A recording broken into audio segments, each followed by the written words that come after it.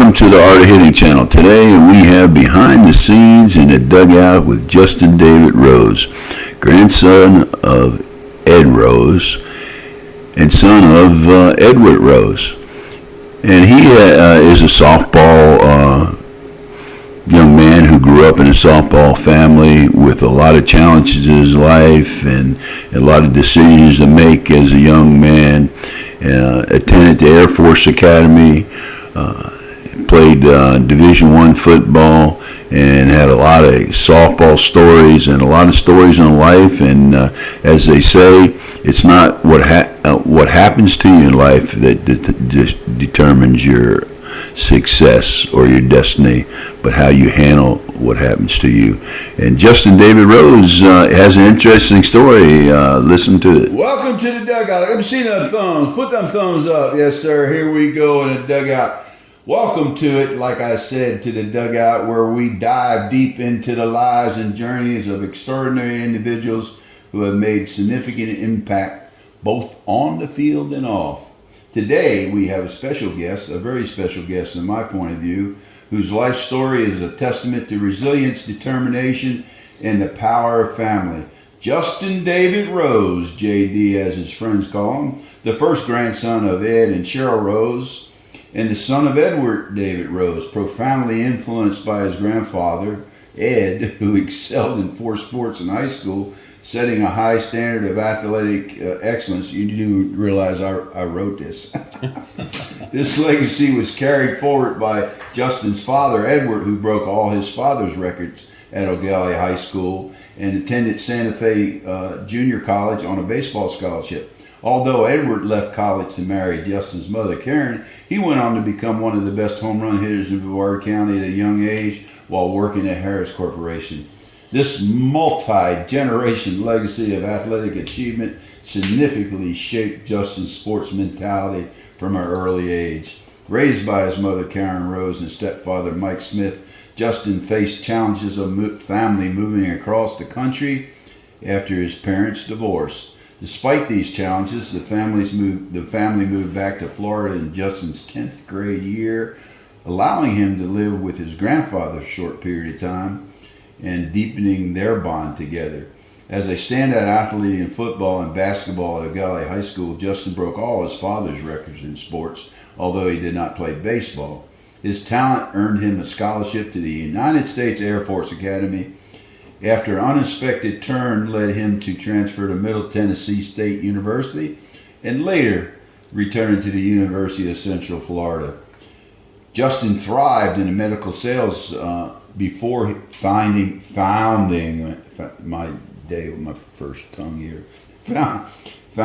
his own company. Today, as the owner of a laboratory in Phoenix, Arizona, Justin credits his resilience, adaptability, and the unwavering support of his family, especially his agent, his grandfather, Ed, as the pillar of his success. Join us as we explore Justin David's incredible journey and the lessons he learned along the way. So go ahead, Dano. Justin Rose, hey man, I'm looking forward to this. I feel blessed to have known you a little bit before in our experience, and I look forward to hearing some of this football stuff with Air Force. That sounds pretty cool. But first, let's roll it back a little bit. Tell us a little bit about your early childhood and the family dynamics growing up. Yeah. So early childhood, my parents got divorced when I was 3 or 4 years old. Thankfully, I don't remember much of that time, and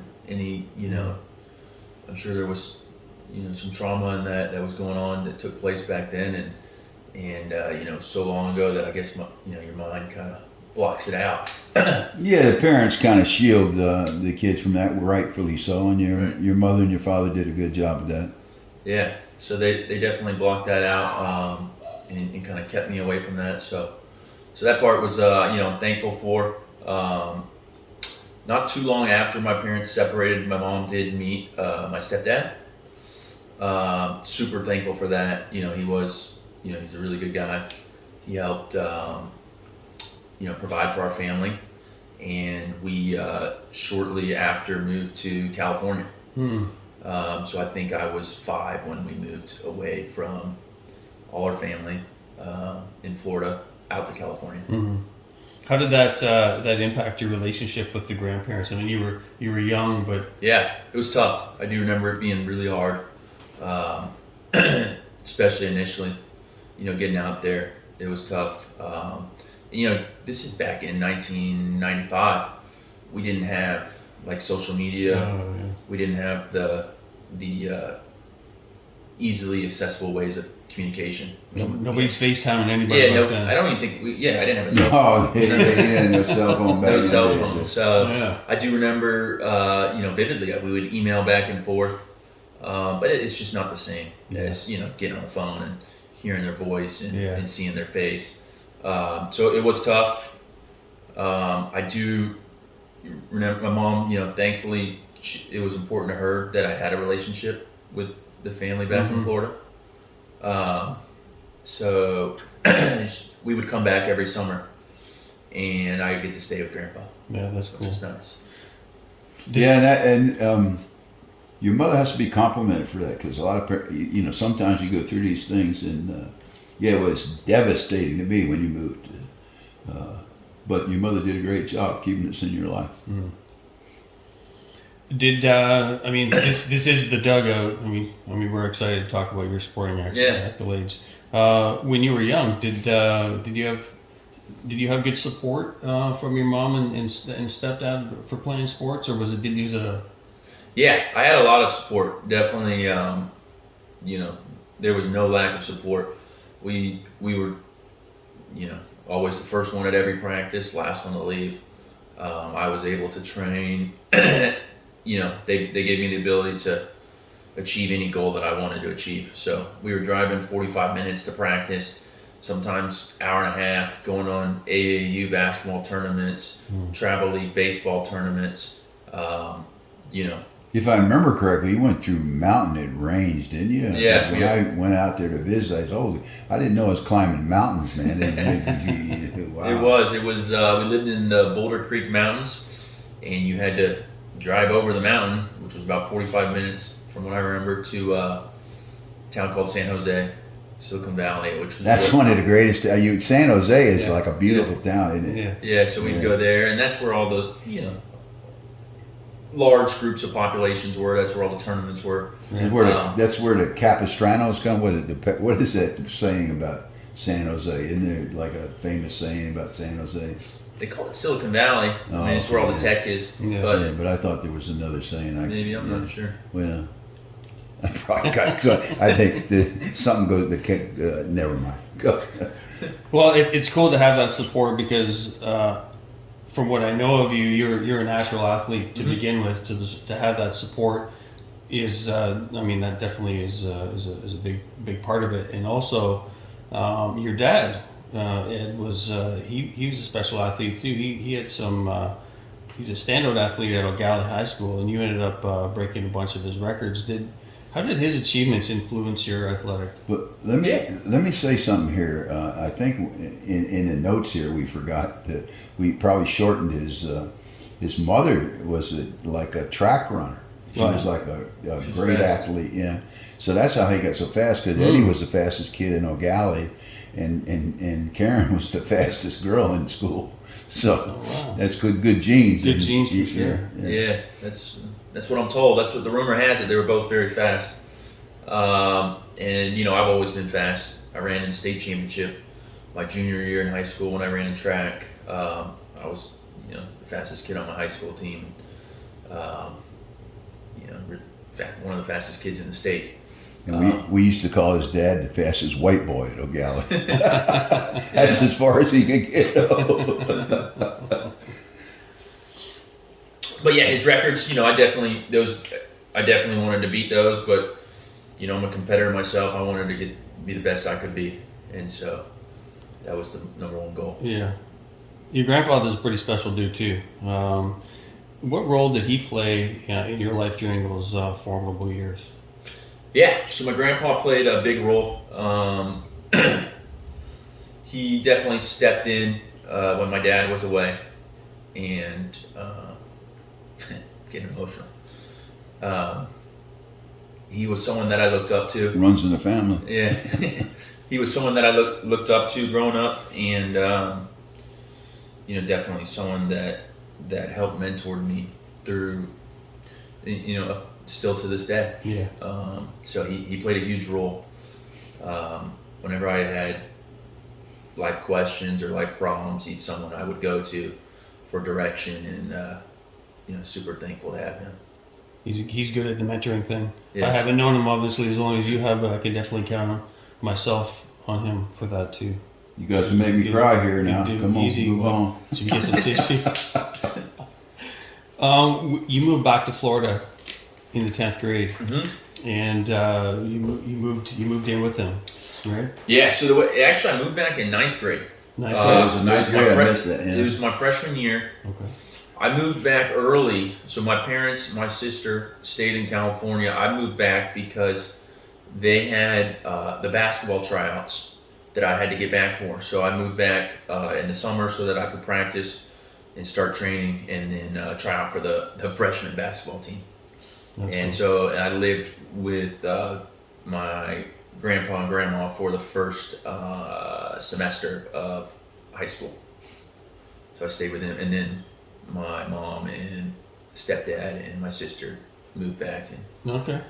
and got a house, and I moved in with them. Before I pass the torch over to Grandpa here, what values or lessons did your grandparents instill with you that you still carry today? I'd say the number one would be work ethic.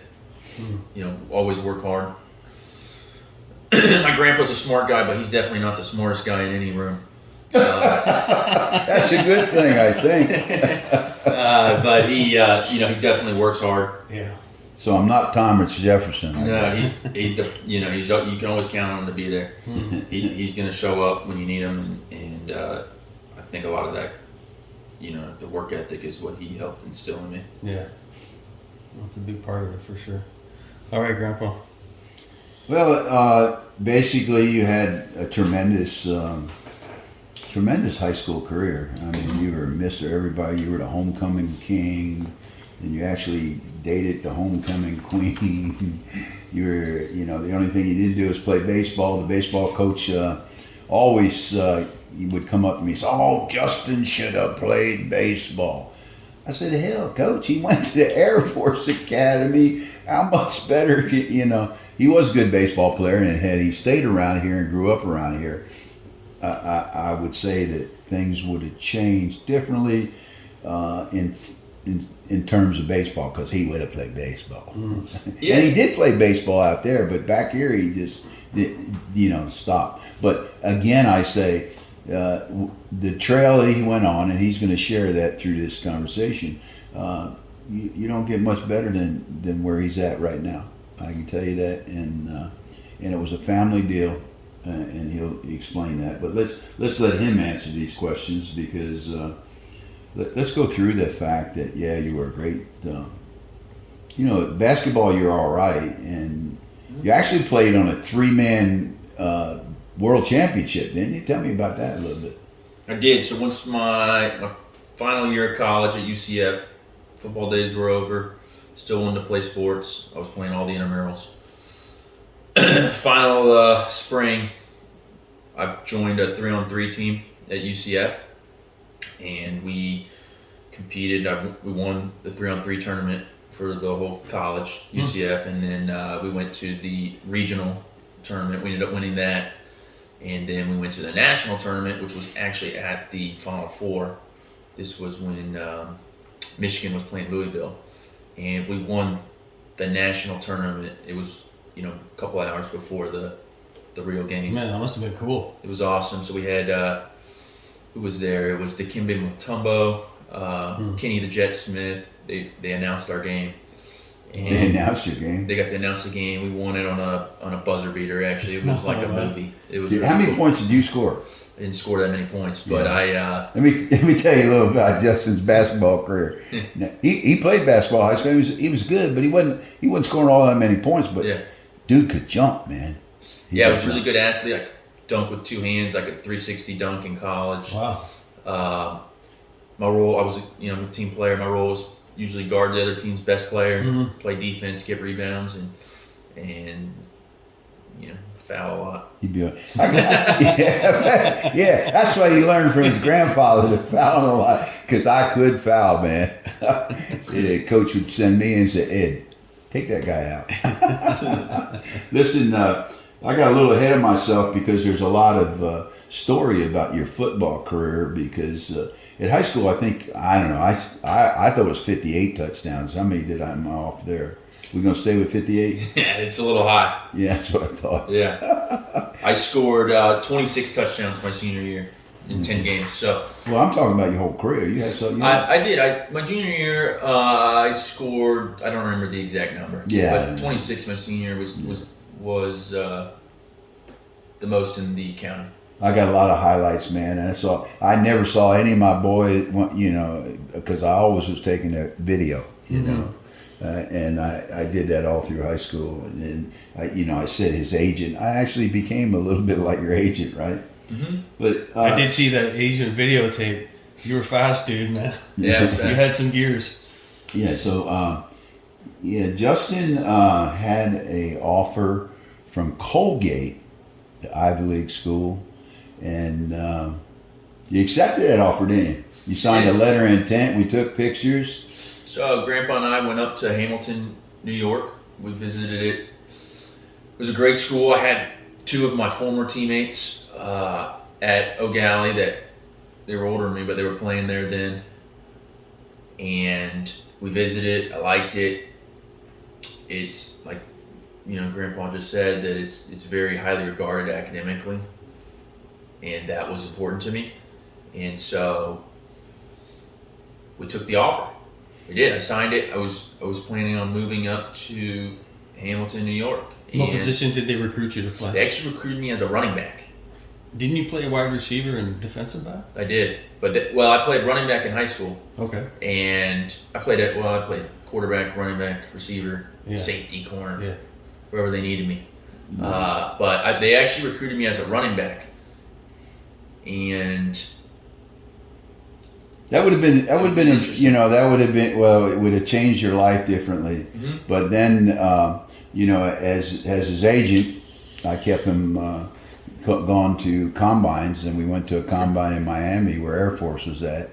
And then the Air Force, kind of like the twilight hour, if you will, they called and said Major Robbie, wasn't it? Major Robbie, what's his name? Anthony Roberson.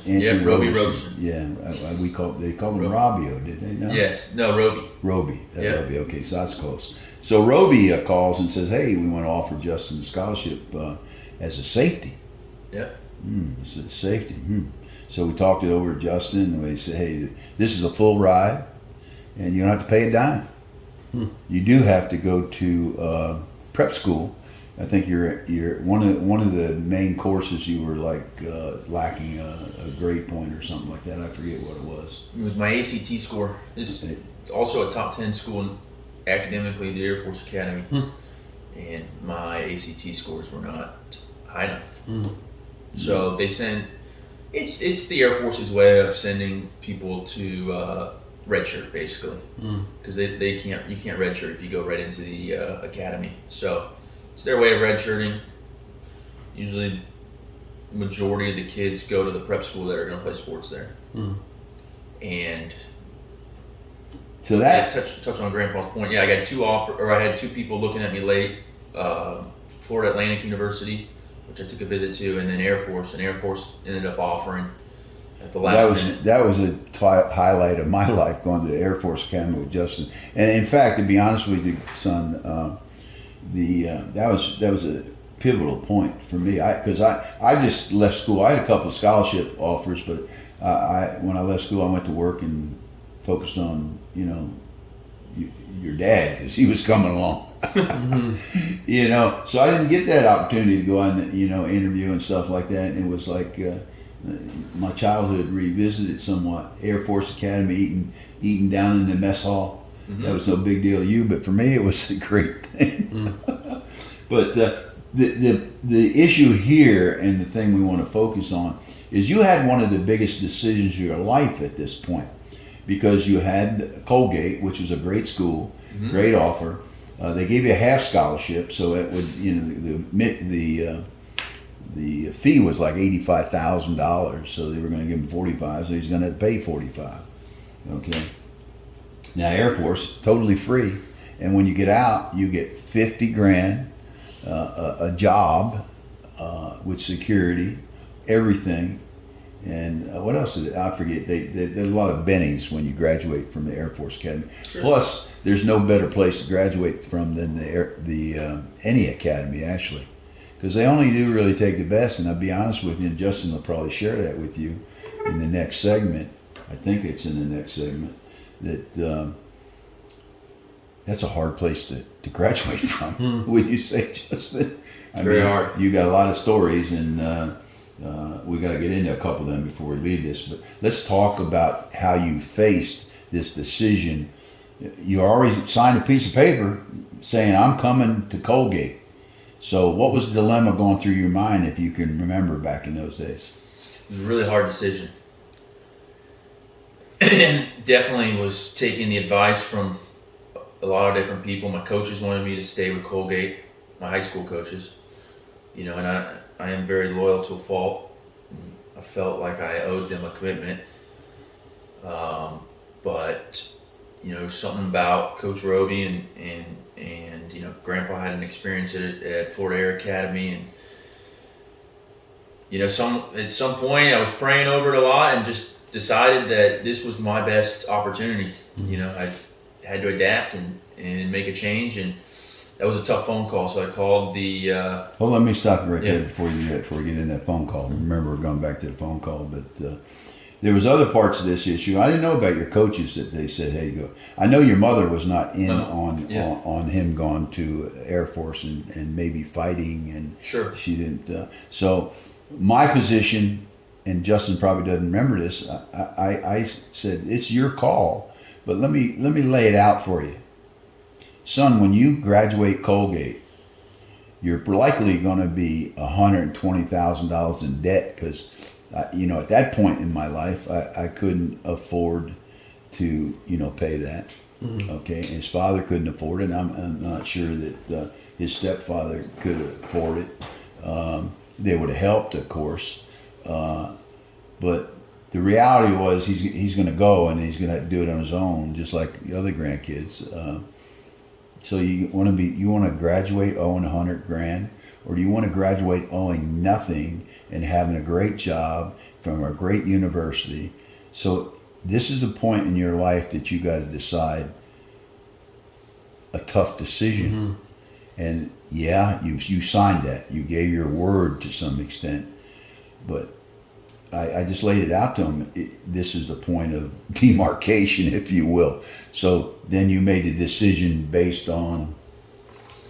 Yeah, based on all those facts, right? So everything got laid out, and I weighed what I thought was my best option, and I went with it. And tell him about the call. Hold on, the call is important. Tell him about the call. Yeah, so I had to call the coaches, and that was tough. Got a hold of the head coach. Colgate? At Colgate, let him know. Disappointed. Wanted me to call my position coach. Still remember his name was Coach Hunt. I think he's the head coach there now. I called him. Didn't answer. Left him a voicemail. And he was upset. He called back. I wasn't available. I missed it. He left a voicemail, and I'll never forget. He told me that he was disappointed, and he didn't, I wasn't someone he wanted defending his country.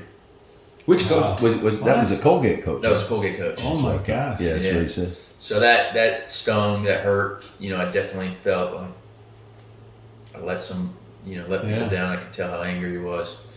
So that definitely weighed on me for a while. But ultimately, I do feel like I made the right decision. How big of a part was the football? You're either going to be a running back or a safety. Yeah, it was huge, and it was Division I football versus Division I AA. Yeah. And so the football part was huge. At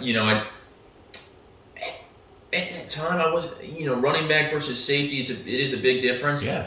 In high school, you feel like you could do anything though, so it didn't really matter. I was like, I'm good at both. Big fish, small pond. Yeah, exactly. Bigger pond. You get to the big pond, competition gets tough. And